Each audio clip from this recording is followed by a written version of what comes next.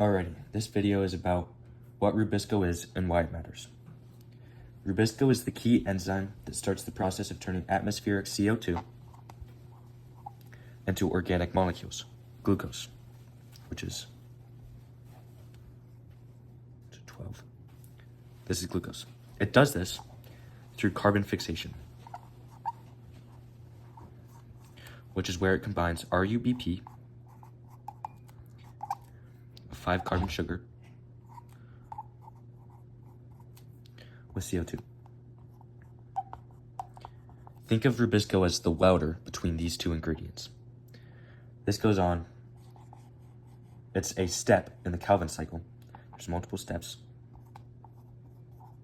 These are carbon fixation, reduction,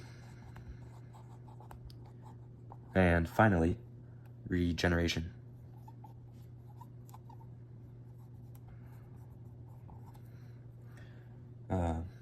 This forms to make an intermediate 6-carbon chain that is super unstable, hence the intermediate part, and it immediately splits into 3 PGA.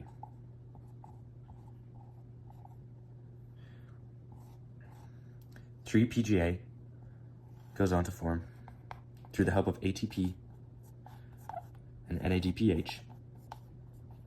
Both of these are products of light-dependent reactions. These go to form G3P. G3P is what goes on to form glucose.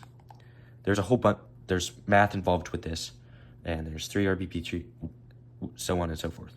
But all you need to know is that there's 5 more G3P that gets recycled. 1 gets put into glucose. The Calvin cycle has to work twice to make 1 glucose. All right, G3P, 5 of it is recycled, hence the regeneration. It's a cycle, so it has to continue. Think of a bike tire. It's got to keep spinning. ATP, oopsies, wrong color, helps form it into RUBP again. 3 RUBP. 5 of it is, there we go. All right, why do we need to know this, you might ask? It's so we can understand Rubisco by understanding the rest of the Calvin cycle. Rubisco kind of sucks at its job, to be frank. It's super slow. This part of it is because of competitiveness between CO2 and oxygen. It can bond to both of them. Oxygen goes on to make phosphoglycolate instead of 3 PGA. That's oxygenation. This reduces the overall efficiency of this. The reason for this competitive part is because when Rubisco was made over 2 billion years ago, there was less oxygen. It didn't really need to, competitive inhibition wasn't that important, and it hasn't evolved that much since it was made. So Rubisco is an enzyme found in plants, algae, cyanobacteria, and many photosynthetic bacteria.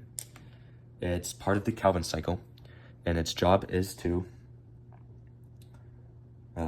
turn CO2 and RUBP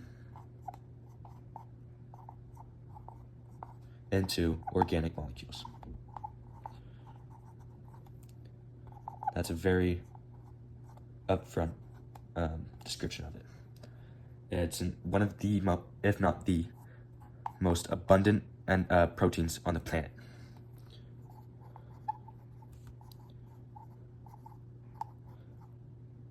It's an inefficient, slow enzyme, and hence this, plants need a lot of it to get the job done, which is why it's so abundant.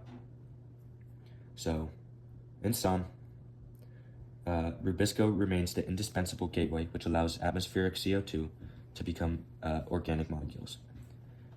Its actions drive the Calvin cycle, supports global primary supports global primary productivity, and enables nearly all life on Earth. Without it, life wouldn't be what it is today.